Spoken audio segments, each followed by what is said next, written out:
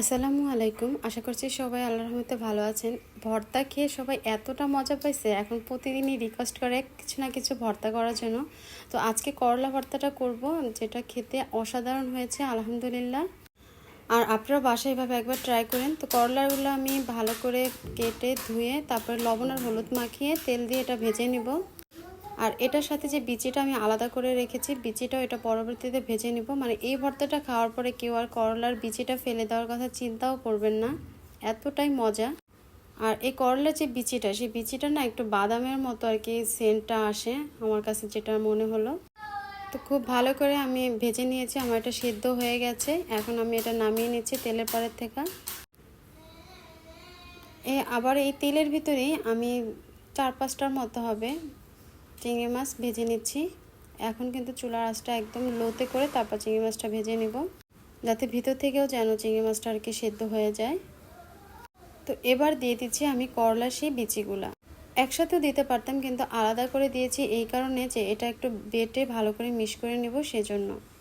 তো একটু ভালো করে ভেজে তারপরে তুলে নিচ্ছি।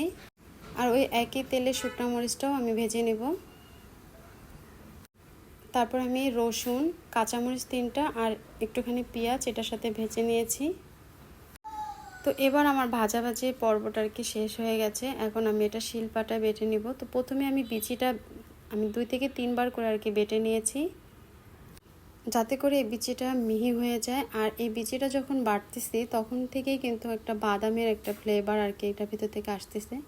আচ্ছা যাই হোক, আমি এখানে 3 বার করে বেটে নিয়েছি। তারপরে আমি এখানে দিয়ে দিচ্ছি চিংড়ি মাছ আর শুকনো মরিচ যেটা আমি টেলে রেখেছি সেটা। এটাও আমার বাটা কমপ্লিট হয়ে গেছে। এখন দিয়ে দিচ্ছি সে আমার করলা ভাজিটা, আর সাথে দিয়ে দিব রসুন, পেঁয়াজ আর কাঁচামরিচ ভাজিটা। তারপর এটারও আমি ভালো করে আর কি বেটে নিব। এখন যে একেবারে খুব মিহি করতে হবে সেরকম না, মানে আমার পাটায় যেরকম হয়েছে আমি সেভাবে করে আর কি বেটে নিয়েছি। তারপরে সব শেষে 2টা কাঁচা পেঁয়াজ আমি হাফ করে বেটে দিব। এটা আমার ভর্তার রেসিপির মানে একটা প্রধান বৈশিষ্ট্য বলতে পারেন।